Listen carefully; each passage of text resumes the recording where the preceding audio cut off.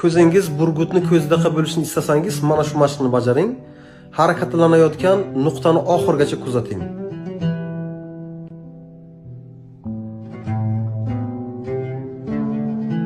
Ko'zingizda bo'ladigan barcha muammolarni mana shu mashq orqali yechishingiz mumkin.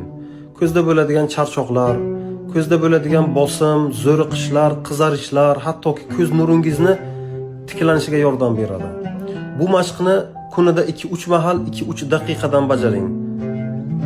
Buni ota-onangizga va farzandlaringizga ko'rsatib, barchalaringiz birgalikda mana shu mashqni bajarsangiz, ko'z nuringiz avvalgi holatiga qaytishi aniq. Videomiz yoqqan bo'lsa, bitta like bosib, boshqalarga jo'natib qo'yamiz. E'tibor uchun rahmat.